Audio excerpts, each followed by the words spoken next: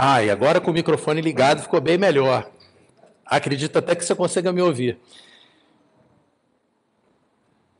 Nos passos de Jesus. O que significa andar nos passos de alguém? Segundo Paulo, andar nos passos de alguém significa imitar essa pessoa. E ele nos disse lá em 1 Coríntios 11, 1, tornem-se meus imitadores, assim como eu também o sou de Cristo. Essa série de mensagens visa chamar nossa atenção exatamente para essa identidade. Por favor, pode se sentar. Para essa identidade que temos como seguidores de Cristo. O primeiro passo dessa caminhada, vimos na semana passada, a resposta de Jesus a Nicodemos. Ninguém pode ver o reino de Deus se não nascer de novo. Nós não conseguimos andar nos passos de Jesus se não começarmos pelo novo nascimento. Jesus explica para Nicodemos, e você pode ver a mensagem passada, como disse o André, tanto inteira no Facebook, em nossa página, quanto editada, somente a mensagem propriamente dita no nosso novo canal do YouTube. E lá você verá que o que significa esse nascer de novo. Não vou explicar novamente aqui, porque agora nós vamos para o segundo passo. Se você já é nascido de novo, se você já nasceu da água e do Espírito, o que significa andar nos caminhos de Jesus? Não é apenas nascer de novo. Esse é só o primeiro passo. Mas em seguida nós precisamos atender um chamado de Jesus para nós. Porque ele não morreu por nós apenas... André, tinha caído. Está no ar? Tá.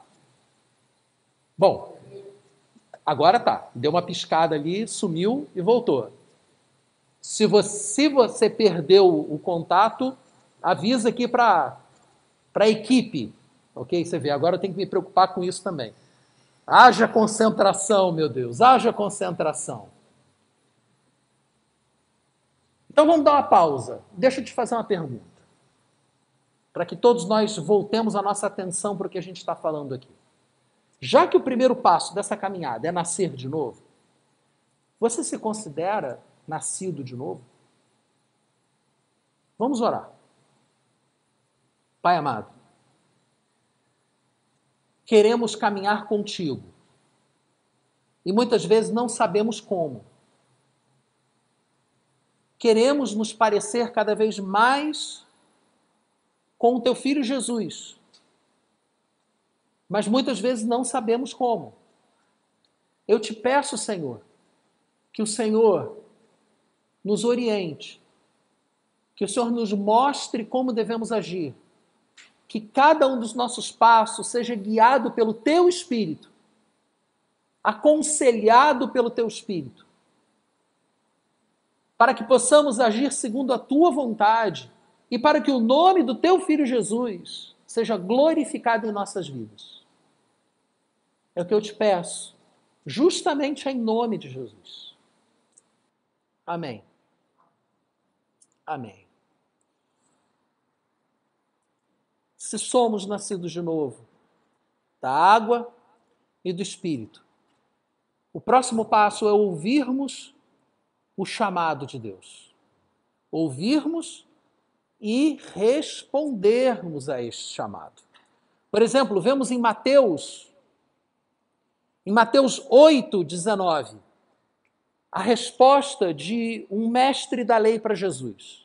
Ele vira para Jesus e diz: Mestre, eu te seguirei para onde quer que fores, por onde quer que fores, eu te seguirei. Será que nós estamos dispostos a falar a mesma coisa para Jesus, a assumir a mesma posição diante de Jesus que esse mestre da lei seguiu? Será que seguiremos mesmo? Porque a resposta de Jesus para esse homem foi: você vai me seguir mesmo? Olha, eu não tenho onde encostar minha cabeça. Você realmente está disposto a me seguir?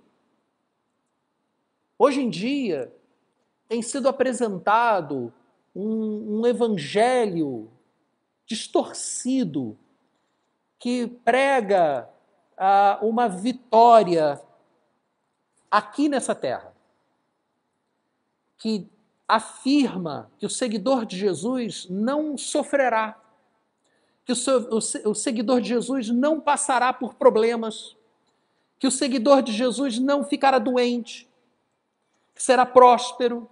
E veja, a palavra de Deus, ela promete prosperidade para nós realmente, mas ela não promete uma bolha que nos livrará, que nos protegerá dos males que vêm sobre todos os que estão ao nosso redor. Ela não nos protege disso, pelo contrário, Jesus disse: no mundo vocês passarão por aflições. Mas aí ele diz: mas tenham bom ânimo, porque eu venci o mundo. Então, não é nem um extremo de dizer que a vida do cristão é só sofrimento, e nem o outro extremo de dizer que a vida do cristão é só vitória. Nós encontraremos vitória no sofrimento. Aí faz sentido. Mas sem querer colocar o carro à frente dos bois, o importante é entendermos que seguir Jesus significa renúncia. Esse é o ponto de hoje. Renúncia. Quando o Senhor nos chama para segui-lo, depois de termos nascido de novo, naturalmente, necessariamente, isso representará para nós uma série de escolhas que teremos que fazer. E essas escolhas, muitas vezes, representarão renúncias da nossa parte. Esse é o segundo passo. Vou dar um exemplo para vocês. Assim que Jesus se apresentou como Filho de Deus, a aparição pública de Jesus foi quando ele foi em busca do seu primo, João Batista, e pediu para ser batizado. Ou seja, o nascer da água. Ele foi lá para ser batizado. E João Batista falou: mas quem sou eu para te batizar? E não, convém que se cumpra tudo. Então, se até Jesus pediu o batismo, por que nós não vamos pedir, não é verdade? E aí ele foi batizado nas águas, foi imerso nas águas, e quando saiu das águas, o Espírito de Deus desceu sobre ele, no formato de uma pomba, ouviu-se dos céus uma voz dizendo que aquele era o Filho amado de Deus. E aí você tem ali a Trindade, eu gosto sempre de lembrar disso, o Filho, o Espírito e a voz do Pai, os três ali juntos. E dali ele foi para o deserto. Tudo isso você pode ver nos evangelhos. Ele foi para o deserto e venceu o diabo, venceu as tentações que o diabo levou sobre ele. Quando ele voltou do deserto, vitorioso sobre as tentações, homem como nós, mas sem pecado, provado em todos os desafios que nós somos provados, só que vitorioso, ele então começa a pregação dele. A pregação do reino de Deus. E ele começa a manifestar o poder de Deus de uma forma que todo mundo fica sabendo. Não tinha Facebook, não tinha Instagram, não tinha WhatsApp, mas todo mundo ficou sabendo que aquele homem estava cheio do poder de Deus. Eles ainda não entendiam quem ele era, mas sabiam que através dele pessoas estavam sendo transformadas, doenças estavam sendo curadas. Espíritos imundos estavam sendo expulsos de dentro das pessoas.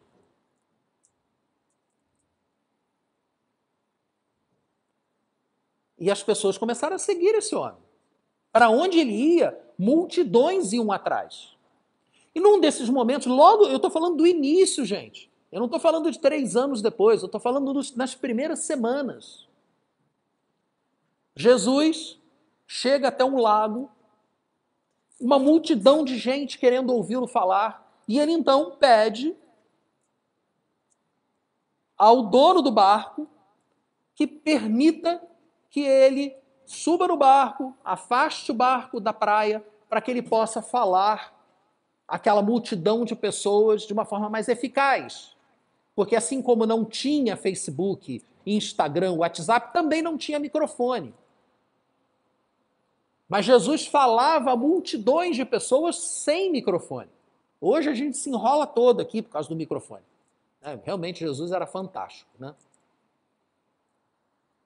E aí eu vou ler para vocês justamente o chamado de Jesus ao dono de um dos barcos, Pedro. Então, se você está com a sua Bíblia em mãos, abra em Mateus, capítulo 4, de 18 a 22. A Sociedade Bíblica chamou esse texto de Jesus chama os primeiros discípulos. Versículo 18. Andando à beira do mar da Galileia, é um mar interior, por isso que também é chamado de lago, Jesus viu os 2 irmãos, Simão, chamado Pedro, e seu irmão André. Eles estavam lançando redes ao mar, pois eram pescadores. E disse Jesus, versículos 19 e 20, sigam-me, e eu os farei pescadores de homens. No mesmo instante, eles deixaram as suas redes e o seguiram. Seguir Jesus para Pedro, Simão Pedro, e para André, o seu irmão, significava deixar o barco para trás. Deixar o barco, gente, era deixar a sua fonte de receita. E naquela época, não era só uma questão de fonte de receita, não. O ofício da pessoa era praticamente a própria identidade da pessoa. Tanto que há vários sobrenomes relativos às atividades que a pessoa desenvolvia. Em inglês é mais comum, né?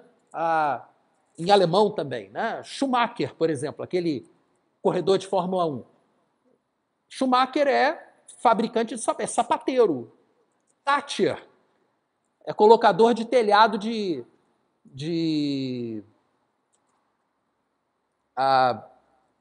não é telhado de telha, é telhado de uns vegetais lá, que agora a palavra está aqui na cabeça, mas fugiu. Paciência. Fazedor de telhado. Thatcher, sobrenome daquela primeira-ministra. São sobrenome... Miller, outro sobrenome alemão, é o cara do moinho. Então, o sobrenome da pessoa, na Idade Média, gente, 1000 anos depois do tempo de Jesus, ainda era comum a pessoa ser identificada pela profissão que ela desempenhava. A identidade da pessoa era essa: fulano, o sapateiro, Beltrano, o dono do moinho. Enfim. E chega Jesus para aquelas 2 pessoas e diz para eles: sigam-me. Significava abrir mão de toda a sua identidade. Só que ele não parou aí. Ele viu outra dupla de irmãos. Na sequência, versículo 21, indo adiante, viu outros 2 irmãos, Tiago, filho de Zebedeu, e João, seu irmão. Eles estavam num barco com o seu pai, Zebedeu, preparando suas redes. Jesus os chamou e eles deixando imediatamente o barco do seu pai, o seguiram. Então, no caso aqui de João e Tiago, eles não apenas deixaram o seu ofício, o seu barco, mas eles deixaram a sua família. O barco era do pai deles. E eles deixaram o pai deles e se juntaram a Jesus. E há outras passagens nos evangelhos em que Jesus diz exatamente isso. Aquele que não deixar a sua família por amor de mim não é digno de mim. Significa que nós temos que necessariamente abandonar a nossa família ou abandonar o nosso emprego, o nosso ganha-pão para seguirmos Jesus? Talvez seja este o caso. Talvez não. Nós não podemos generalizar, mas de qualquer forma, assim como para aquelas duas duplas de irmãos, o chamado de Jesus representou uma renúncia. E isso eu posso generalizar para você. Sempre que ouvirmos o chamado de Jesus, isso representará uma renúncia para nós. Mas uma renúncia do quê? No caso deles, a renúncia foi do seu ganha-pão, da sua profissão, da sua família. Eles renunciaram ao que tinham de melhor. E para nós? Que renúncia será essa? Volto a dizer, cada caso é um caso. Mas, ao sermos chamados, isso vai representar uma escolha para nós. E essa escolha provavelmente levará a algum tipo de renúncia. Então eu prefiro não ser chamado. Deixa eu ficar quieto no meu canto, vou à igreja no domingo, faço lá o que puder fazer, mas deixa eu cuidar da minha vida, eu estou bem aqui no meu canto. Não quero ir para esse caminho, não. É uma escolha. É uma escolha. E cada escolha é uma renúncia. Se você escolhe não seguir o chamado de Deus para você, você está perdendo o caminhar com Jesus. Você fez a escolha pela sua vida aqui e agora, que vai acabar, que todo mundo vai morrer um dia. Ao invés de fazer a escolha por caminhar com Jesus. Ou você achava que ao escolher não seguir Jesus ia ficar tudo tranquilo, numa boa? Não ia trazer consequências para a sua vida? É isso que eu estou trazendo para nós hoje. Para nós, eu estou me incluindo nessa. Eu estou trazendo isso para nós hoje. Chamando a nossa atenção para o fato de que depois de nascermos de novo, nós somos chamados a andar com Jesus. E o que isso vai representar para você? Para aquelas duas duplas de irmãos, representou deixarem a sua profissão, o seu ofício para trás, deixarem a sua família para trás. O que vai representar para você isso? Vamos seguir em frente. O que será que motivou aqueles homens? Se eu quero entender o significado desse chamado para a minha vida, eu preciso entender o que isso representa. Por que aqueles homens foram tão rápidos em largar tudo e seguir Jesus? Porque eles estavam vendo o que Jesus estava fazendo. Eles estavam vendo as curas maravilhosas de Jesus. Eles estavam vendo o poder de Jesus. E eles falaram, eu quero seguir isso, eu quero isso para mim. Eu quero isso. E eu abro mão de qualquer outra coisa por isso. Não, eu acabei de citar que a narrativa de Lucas sobre este momento do chamado dessas duas duplas de irmãos, Jesus tinha pedido para pregar a multidão dentro do barco de um deles.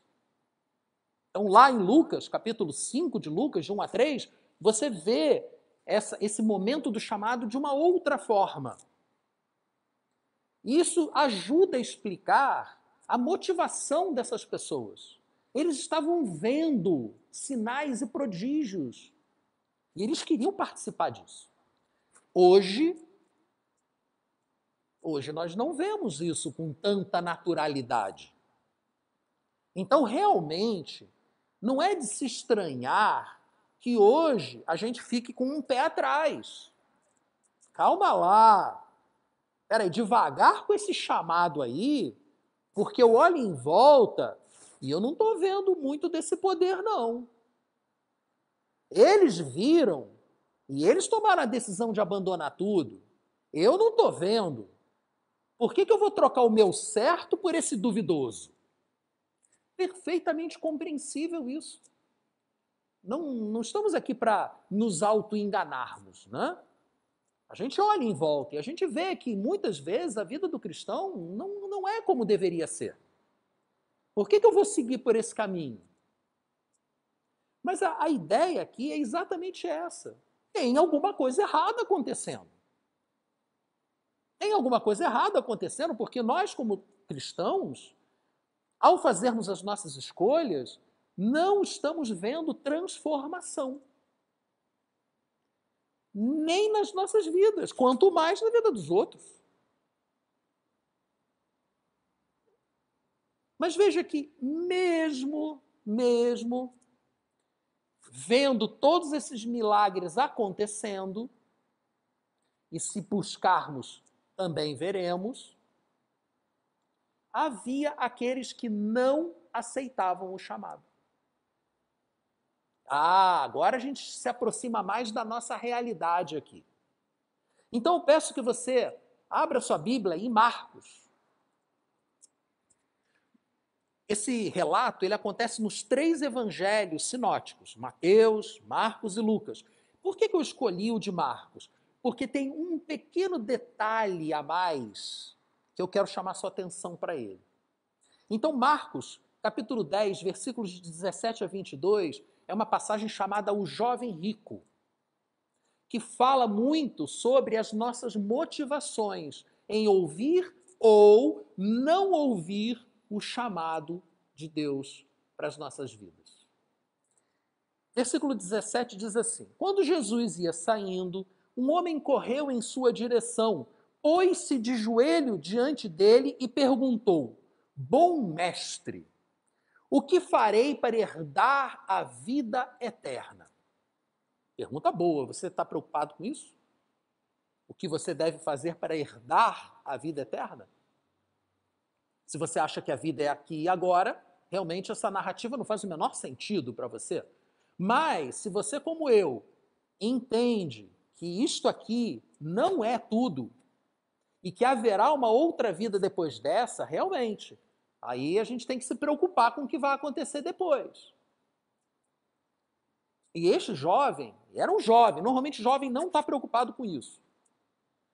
O jovem está preocupado em ter prazer, correr atrás dos seus interesses. Quando ficar velho eu me preocupo. Normalmente é assim. Mas ele era um homem jovem e ele se aproximou de Jesus mesmo assim, querendo saber o que ele deveria fazer para herdar a vida eterna.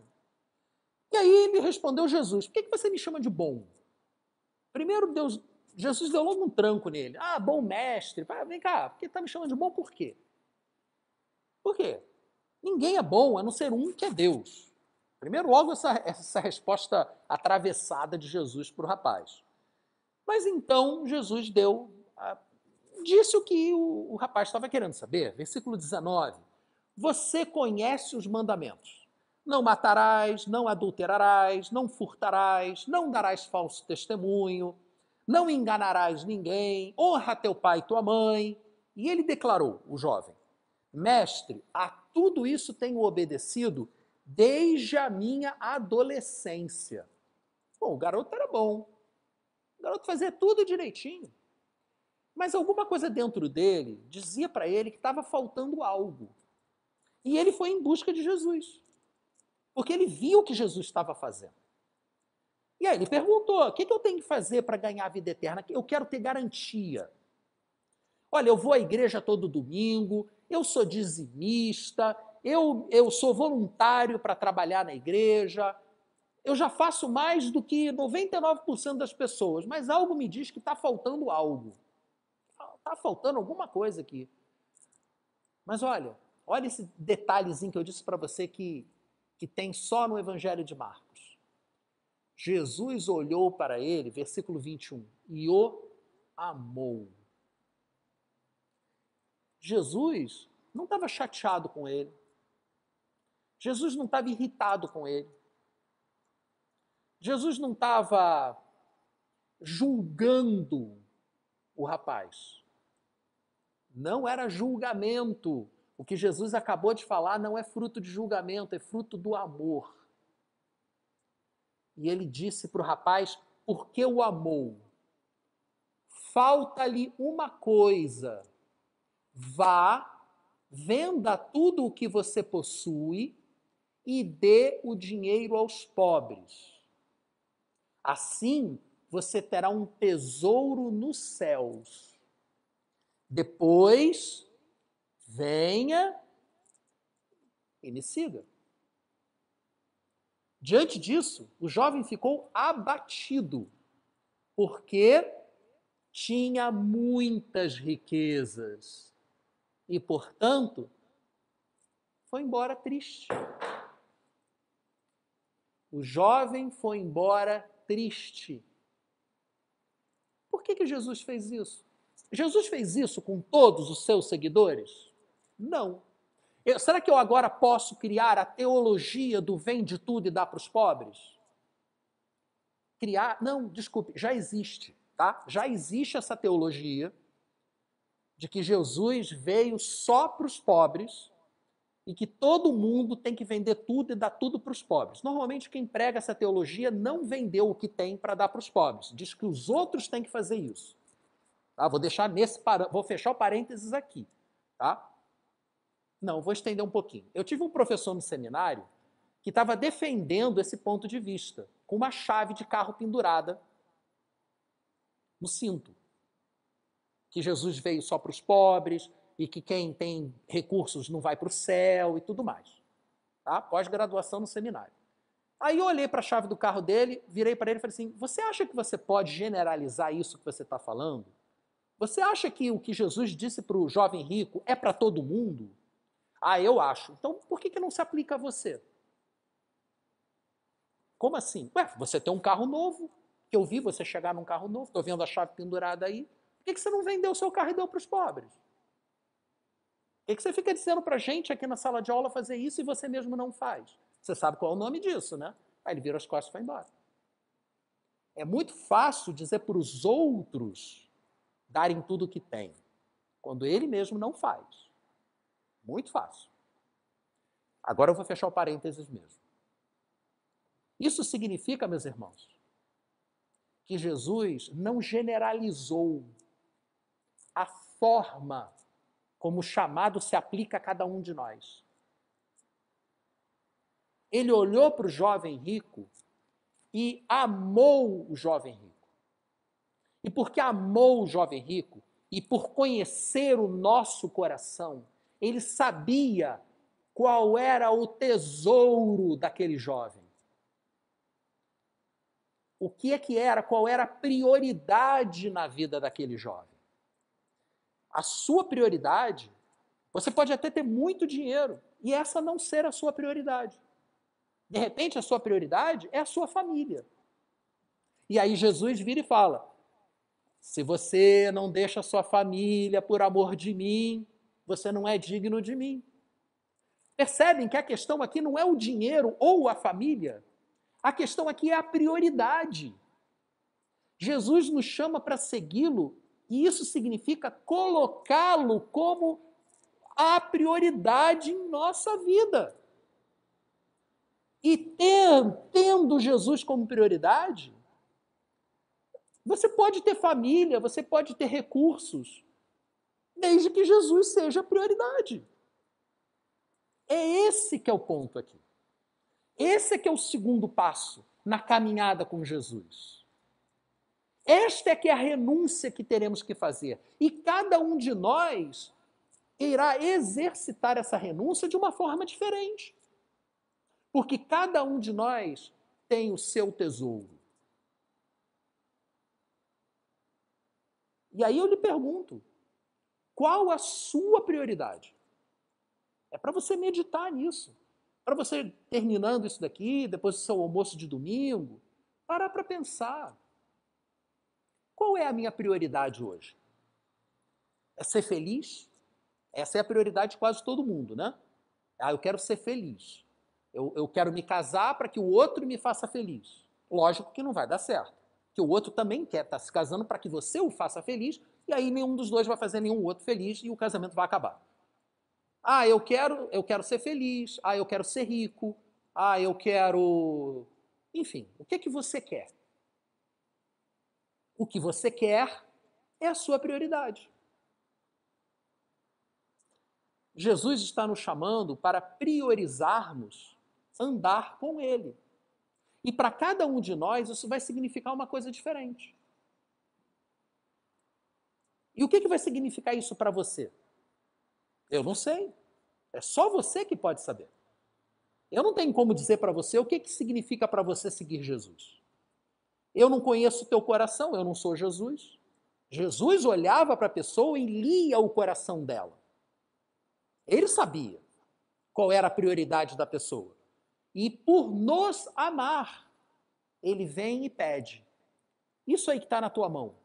Você quer me seguir? Quero. Isso aí que está na tua mão. Ah, isso aqui... Isso aqui é meu. Ah, então tá bom, então me dá isso aí. Aí pronto. Aí a gente entra em conflito. Aí a gente entra. Qual é o seu conflito? Qual seria o seu conflito? Se Jesus chegasse para você e olhasse nos seus olhos e, amando você, lhe dissesse: eu quero que você me dê isso. Pode ser a sua profissão. Pode ser o seu sonho. Qual é a sua prioridade? E Jesus nos ensinou, lá em Mateus, capítulo 6, versículos 19 a 24, como nós somos guiados pelas nossas prioridades. E ele chama de tesouros. Ele não falou para o jovem rico: venda tudo o que você tem e você terá um tesouro nos céus? Ele disse: hoje a sua prioridade é o seu dinheiro.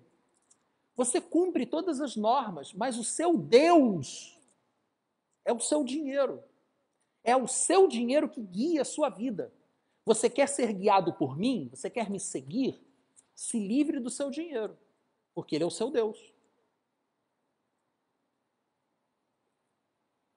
Onde está o nosso tesouro, estará o nosso coração. É isso que Jesus leu naquele jovem. Qual a leitura que ele fará da sua vida? Versículo 19. Não acumulem para vocês tesouros na terra, onde a traça e a ferrugem destroem, e onde os ladrões arrombam e furtam. Mas acumulem para vocês tesouros no céu, onde a traça e a ferrugem não destroem e onde os ladrões não arrombam nem furtam. Jesus está focando num tesouro material, especificamente dinheiro, bens que podem ser roubados ou podem ser destruídos pela traça ou pelo cupim, né? Conheço uma pessoa que guardou cédulas de dólar literalmente debaixo do colchão. Só que ela não sabia que o estrado do colchão tinha cupim. Tempos depois, quando ela foi lá pegar os dólares, ela viu um saco cheio de poeira verde. O cupim comeu tudo. Sobrou só poeira dos dólares dela. É uma aplicação prática do que Jesus está dizendo. E aí, no versículo 21, ele diz: pois onde estiver o seu tesouro, ali também estará o seu coração.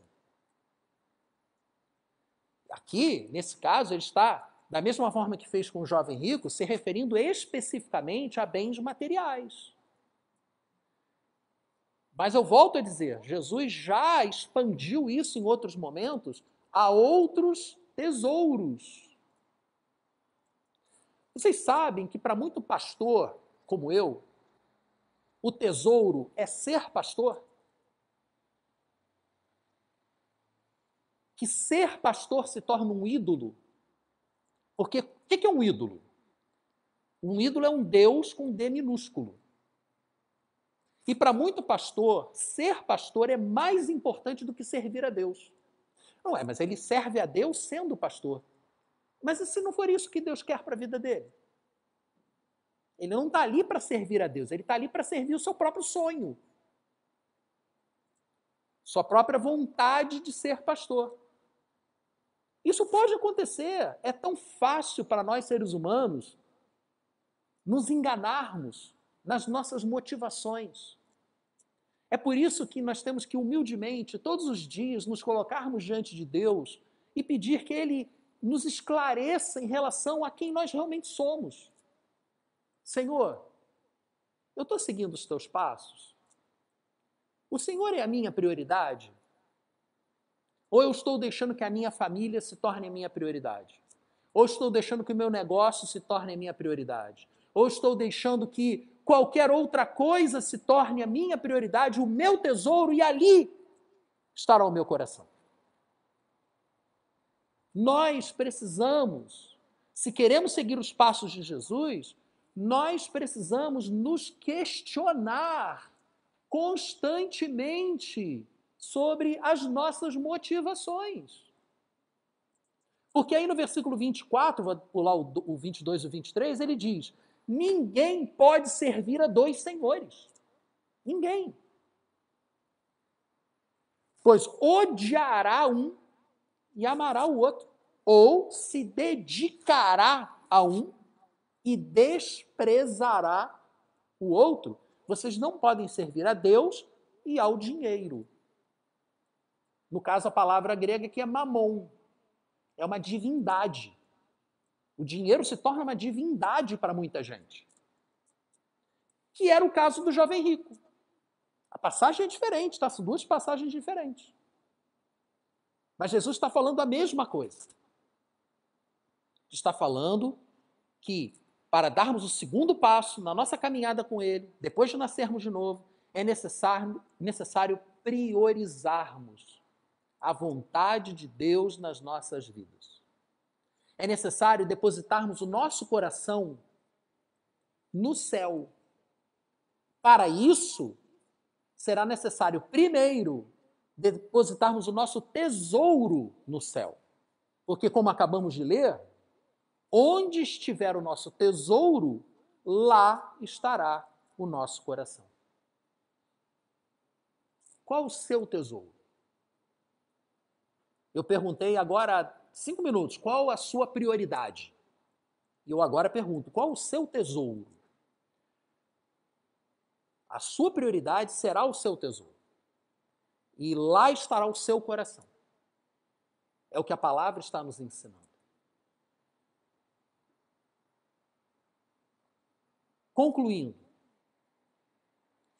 para andarmos nos passos de Jesus, mesmo já tendo nascido de novo, é necessário priorizarmos, por meio das nossas escolhas, a vontade de Deus para as nossas vidas. E não a nossa vontade para as nossas vidas. Priorizarmos. É o nome do segundo passo. Nascer de novo é o nome do primeiro passo. Priorizarmos é o nome do segundo passo. Mas para priorizarmos, nós precisaremos romper, abdicar de algumas coisas. Que coisas? Aquelas que são mais importantes para nós do que Deus. Aqueles nossos deuses pessoais. Para uns pode ser dinheiro, para outros pode ser família, para outros pode ser sonho. Qual é o seu? Onde está o seu tesouro? Onde está o seu tesouro? Qual é o seu tesouro? Lá você encontrará o seu coração. Eu quero orar com você, porque eu tenho plena consciência da minha absoluta incapacidade de convencer você do que eu estou falando. Eu tenho certeza disso. Eu tenho consciência disso. Não compete a mim convencer você da necessidade de fazer essa autoanálise e buscar dentro de você mesmo a quem você está seguindo. Isso é entre você e Deus. Se você quiser, se você estiver satisfeito com a sua vida, fatalmente você não fará isso.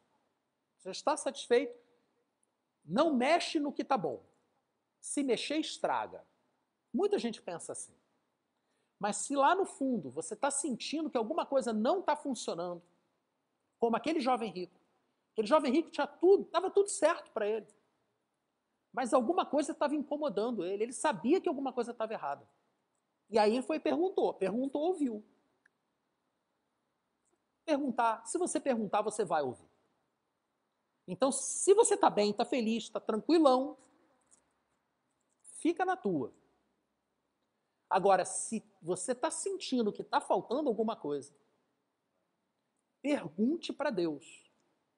Faça como esse jovem rico e pergunte para ele, mestre, o que eu preciso fazer para herdar a vida eterna? O que eu preciso fazer? Vamos orar. Pai amado, se não for o teu Espírito a nos convencer do teu chamado para andarmos contigo e da necessidade que isso trará de renúncia da nossa parte, se não for o teu Espírito a nos convencer de que muitas vezes nós estamos idolatrando coisas boas, coisas bíblicas, estamos idolatrando coisas perfeitamente corretas, mas é assim, mesmo assim, as estamos idolatrando, colocando acima do Senhor como deuses em nossas vidas, se não for o teu Espírito a nos convencer disso. Simplesmente voltaremos as nossas costas, iremos embora, no máximo ficaremos tristes, como aquele jovem ficou. No máximo. Mas iremos embora, porque não estaremos dispostos a abrir mão daquilo que é o nosso Deus, o tesouro que tem o nosso coração. Só o teu Espírito é capaz de nos mostrar qual é o nosso tesouro, onde ele está. Onde está o nosso coração? Só o teu Espírito. Então eu clamo a ti, Senhor, em nome do teu Filho Jesus, que o Senhor desperte, num primeiro momento, essa insatisfação que fica escondida, quase imperceptível. Que o Senhor desperte em nós o desejo de te buscar e de te perguntar, Senhor, onde está meu coração? Qual é o meu tesouro? E aí, meu Pai, que seja o teu Espírito a nos convencer da tua resposta. Que não sejam as minhas palavras, Senhor, como pregador do teu Evangelho, mas seja o teu Espírito. Porque eu não estou aqui para convencer ninguém, Senhor, mas para apresentar a tua palavra como uma semente lançada no campo. E eu clamo a ti, Senhor, que seja o teu Espírito a trabalhar o coração de cada um que recebeu essa semente hoje de manhã e que a receberá ao longo dessa semana ao ouvir a gravação dessa mensagem. Seja o teu Espírito a preparar esses corações, tornar esse terreno receptivo a essa mensagem. E que essa mensagem possa crescer e possa frutificar para a transformação das nossas vidas.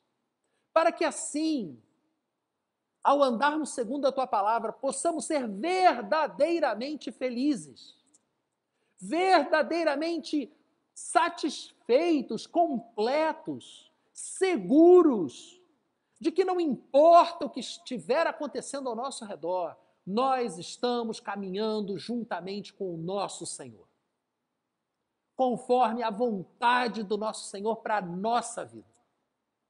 Que o Senhor encha os nossos corações dessa certeza, dessa convicção de que nascemos de novo da água e do Espírito e que agora ouvimos a tua voz e andamos segundo os teus passos para a honra e glória do nosso Senhor Jesus Cristo.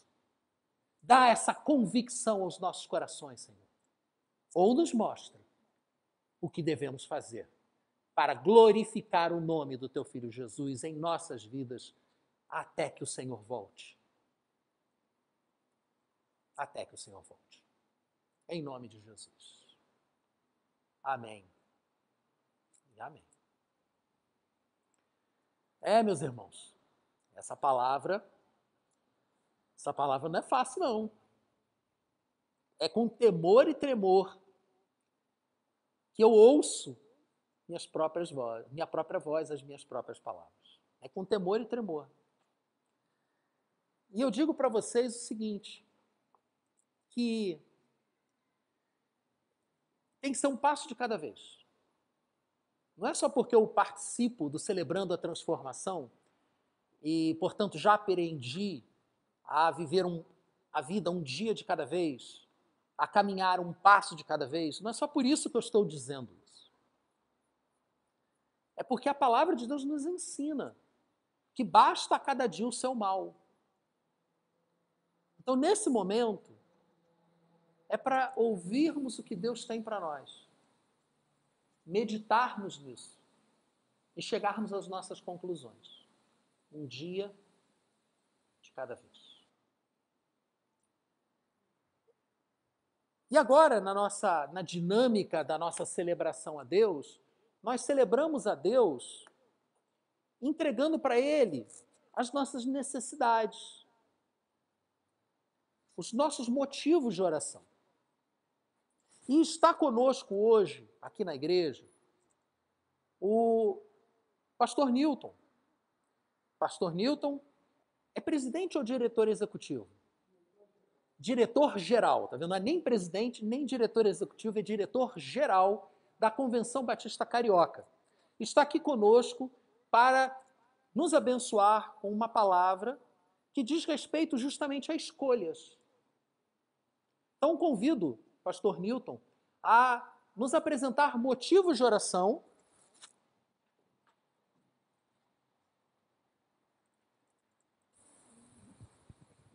para nos levar justamente a meditar sobre as nossas prioridades. Irmãos, a introdução da minha palavra ele já fez toda, né? Agora é só complementar. Obrigado pela palavra, pastor. Sempre é bom a gente ouvir que devemos buscar em primeiro lugar o reino de Deus e a sua justiça. E todas as demais coisas vos serão acrescentadas. Eu trouxe esse cartaz aqui, pastor. Esse ano nós não fizemos material para Missões Rio. Só esses 2 cartazinhos que os irmãos depois expande aí. Também trouxe uma camisa de presente para o irmão. É tamanho da nossa campanha. GG? Não, é só G. Aí eu acho que vai ficar para minha esposa. Mas estando aqui vestido e andando com ela, tá bom. Irmãos, Jesus em Atos 1:8, ele disse, lembram de cor? Recebereis poder ao descer sobre vós o Espírito Santo e ser-me-eis testemunhas em Jerusalém, Judeia, Samaria e até os confins da terra. Em Lucas 15, ele contou 3 parábolas. Falou da moeda perdida dentro de casa, da ovelha perdida na vizinhança e falou do filho pródigo perdido numa terra distante e longínqua.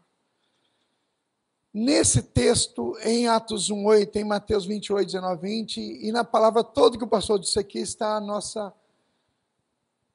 o nosso desafio diante de Deus. Ser testemunhas em todos os lugares. E então, nós temos testemunhas a partir de dentro da nossa casa. Se você tem alguém que está perdido dentro da sua casa, esse é o primeiro campo missionário seu. Segundo, a sua vizinhança, seus colegas de trabalho, de faculdade, de colégio, é o seu segundo campo missionário. E o terceiro campo é onde a gente não pode ir, geralmente com os nossos pés. Então, nós, em obediência a Jesus, estamos trabalhando em Missões Rio, em missões nacionais e em missões mundiais. No início do ano, nós cantamos um mundo vasto e imenso para Cristo proclamar. É o tempo de missões mundiais. No final do ano, nós cantamos Minha Pátria para Cristo, eis a minha petição. Mas nesse tempo agora, nós cantamos A Cidade Clama, quem responderá? É a nossa campanha deste ano. Irmãos, estamos com tantos desafios, nós estamos mantendo 15 missionários que trabalham aqui em hospitais, em presídios, no Degase, trabalham nos cemitérios, inclusive aqui no São João Batista temos uma missionária, que trabalham, irmãos, com esportistas, com estudantes, com de dependência química, e também, irmãos, estamos gente trabalhando no Porto, missões mundiais dentro do Rio de Janeiro. E para isso tudo nós precisamos das ofertas dos irmãos. E eu quero encerrar contando a oferta da irmã Teresa, uma senhora muito pobre, que eu conheci no campo missionário lá em Santa Catarina. Eu trabalhei em missões nacionais 39 anos. E quando eu estava em Santa Catarina, uma senhora se converteu, e estamos construindo o nosso templo, mas aquela senhora se converteu num culto no sábado à noite. E deu um vento muito grande, e o vento parece que levou parte do seu telhado naquela noite, depois do culto. E o marido dela disse o seguinte, você deixou esses crentes fazer culto aqui em casa, e Deus já deu a resposta, né? Levou o nosso telhado. Aquela senhora de manhã, domingo, foi à igreja, e nunca tinha ido, e ela tinha somente 7 filhos, o mais velho tinha 14 anos. E ela disse então, pastor, eu fui acusado onde? Porque eu deixei os cães entrar na nossa casa, o vento levou parte do nosso telhado. O que a igreja poderia fazer para nos ajudar? Isso era mais ou menos 8h30 da manhã. 9 horas eu peguei material que tínhamos na igreja, pusemos nos carros e fomos para a casa dela. Então eu disse, irmãos, vocês homens já vão para lá, depois eu vou. Então peguem telha aqui, nós tínhamos telha de amianto, peguem aqui caibros para levar. E eles levaram, e quando eu cheguei lá depois do culto na igreja, já tinham consertado todo o telhado da irmã Teresa. Aí fizemos promoção de missões na igreja, ela disse, pastor, eu quero dar uma oferta para missões. E então, antes dela ser batizada. Então, eu pedi que naquela manhã de domingo, todos fizessem um alvo de missões. E aí, ela não sabia ler, ela colocou o número 1 e um monte de 0. E eu pedi, tesoureiro, qual vai ser a nossa oferta de missões? O alvo que fizemos. E ele disse, pastor, eu não pude fazer a soma porque a irmã Teresa colocou 1 e um monte de 0, eu não sei qual vai ser a oferta dela. E eu disse, pergunte para ela, e ele disse, pastor, me poupe disso, porque ela vai ficar muito constrangida de não ter sido clara no que escreveu. Então, por que o senhor não pergunta? Eu falei, então tem que ser depois. Aí eu fui perguntar, irmã Teresa, parabéns, a irmã vai dar oferta para missões também. Ela disse, vou, pastor. Adivinha quanto? E eu agora tinha que adivinhar, né? Porque o problema passou para mim. Se eu dissesse R$1, eu estou atualizando aqui, ela ia ficar talvez ofendida. Se eu dissesse 100, ela ia ficar também. O pastor está pensando que eu sou rico, que posso dar R$100 para missões. Então disse 10. E ela disse, pastor, você não tem fé não, hein? E eu disse, então quanto a irmã vai dar? Pastor, eu vou dar R$100. E eu fiquei pensando, essa mulher vive, tem 7 filhos, mas vive de lavagem de roupa, vocês nem sabem o que é isso, né? Lavava roupa para fora, a casa dela vivia cheia de varais, secando roupa das pessoas. Ela limpava quintais e fazia trabalho doméstico em algumas casas. E no dia de missões ela disse, pastor, alcancei 117. E eu disse para ela, irmã Tereza, se faltar alguma coisa na sua casa para sustentar dos seus filhos, a senhora me fala, eu falo com o tesoureiro. Pastor, você não tem fé mesmo não, hein? Irmãos, aquela irmã levantou R$117. Eu perguntei como, ela disse, olha, eu ia trabalhar nas casas, depois eu disse, olha, o que eu recebi aqui de vocês, eu vou ajudar o trabalho de missões, no trabalho com a evangelização dos índios, de ajudar os orfanatos, e então o pessoal me dava um pouquinho mais do que eu merecia. E então, assim, consegui juntar R$117. Irmãos, faça o melhor que você puder, para quando o pastor disser que vamos dar hoje uma oferta para Missões Rio. Então, vocês vão fazer o melhor que vocês puderem para sustentar esses 15 missionários, e mais do que isso, um lar do ancião que nós temos. O lar do ancião tem 31 idosos hoje. Juntando o que eles pagam, custa para nós quase R$4.000 cada idoso desse. Mas eles estão dando mais ou menos, em média, R$2.000. Então nós temos um déficit lá de 60 mil. E eu vim aqui, irmãos, para dizer muito obrigado a essa igreja que ajuda o lar do ancião, porque vocês dão para um cooperativo.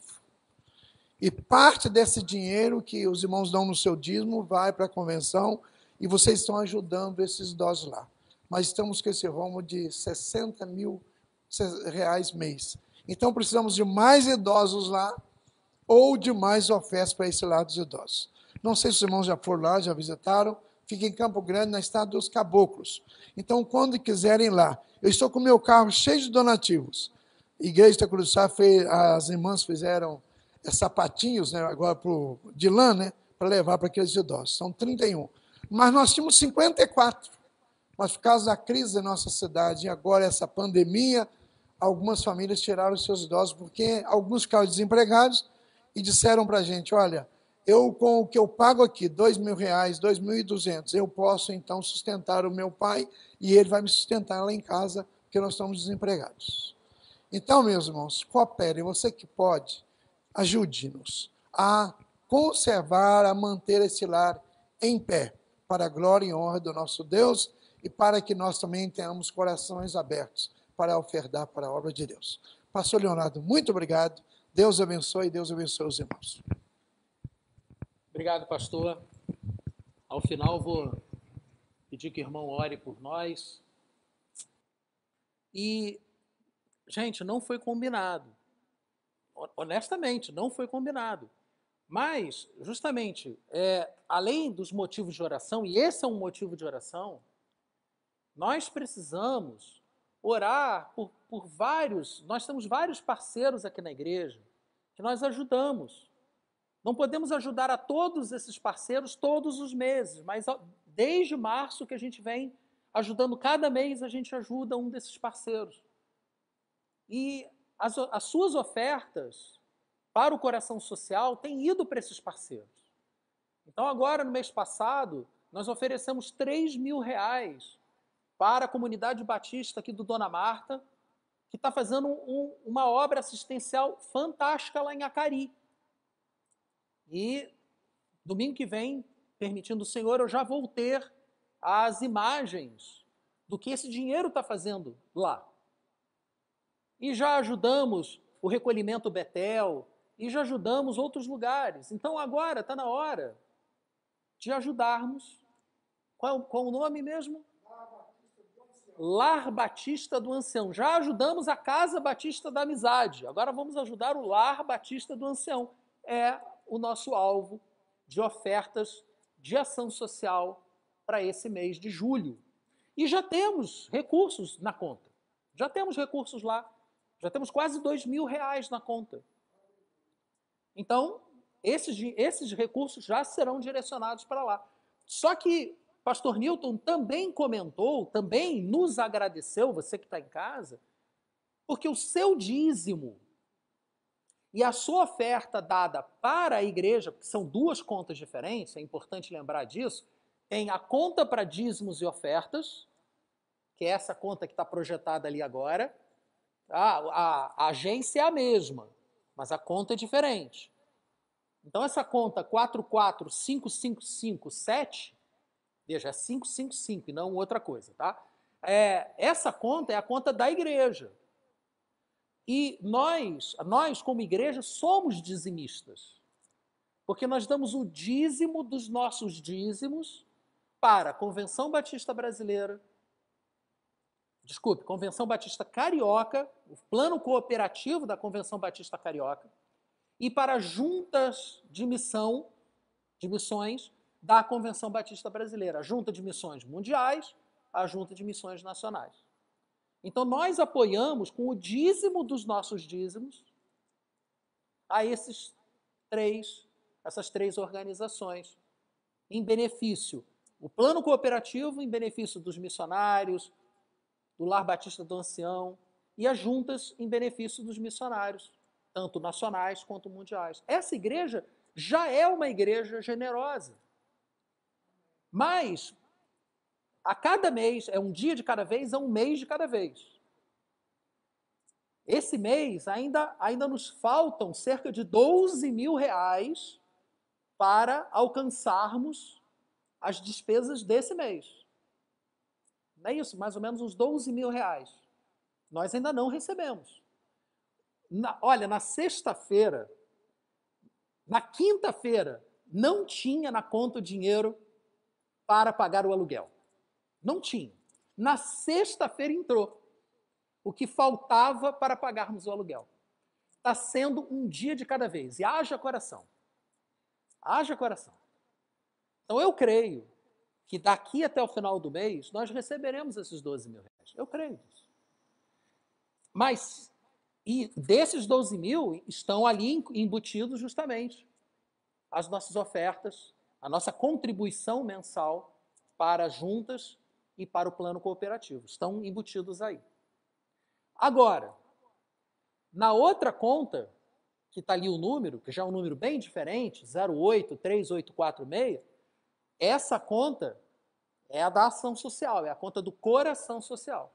Os recursos que forem para essa conta, ao final desse mês, na primeira semana do mês que vem, vão lá para o Lar Batista do Ancião. Meus irmãos,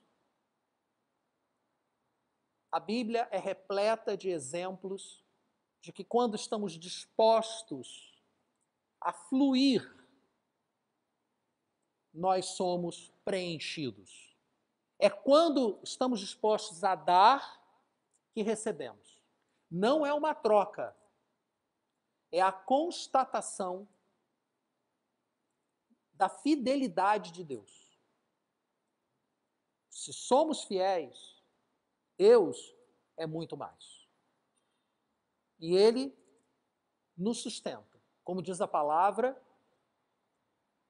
hoje sou velho, já fui moço, mas nunca vi o justo, e somos justificados pelo sangue de Cristo, o justo mendigar o pão.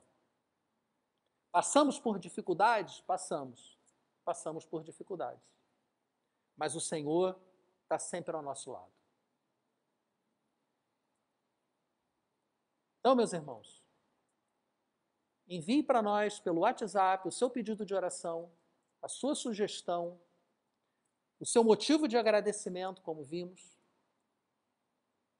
E se você ainda não é dizimista, dê o passo de fé, que é um passo de fidelidade, um passo de fé para crer que Deus será fiel na sua vida se você se tornar dizimista. Seja dizimista e vamos juntos abençoar outras vidas para a honra e glória do nosso Senhor Jesus Cristo. Quero orar agora pela sua vida, orar pela nossa igreja e orar pelo nosso país, porque precisamos muito. Muito, muito, muito. As notícias são sempre assustadoras, sempre assustadoras. Mas o Senhor é conosco. Pai amado, eu te agradeço por essa manhã, eu te agradeço pela ação do teu Espírito em nossas vidas. E peço que o Senhor venha nos sustentar, Senhor, com a tua abundância. Que o Senhor venha nos orientar na forma como devemos guiar os nossos passos. Venha falar aos nossos corações, como ouvimos hoje pela manhã, onde está o nosso tesouro, para que possamos depositar o nosso tesouro no Senhor. No Senhor. Pai amado, abençoa teu povo, Senhor. Protege o teu povo, dá-nos a tua saúde, porque cremos na tua promessa de que Cristo já levou sobre si as nossas enfermidades. Depositamos pela fé na cruz de Cristo as nossas enfermidades, para que o Senhor possa nos curar, possa nos sustentar e possa nos orientar. É o que eu te peço, Senhor, em nome de Jesus. E para nos despedir agora, com a bênção sacerdotal, peço, pastor Newton, retorne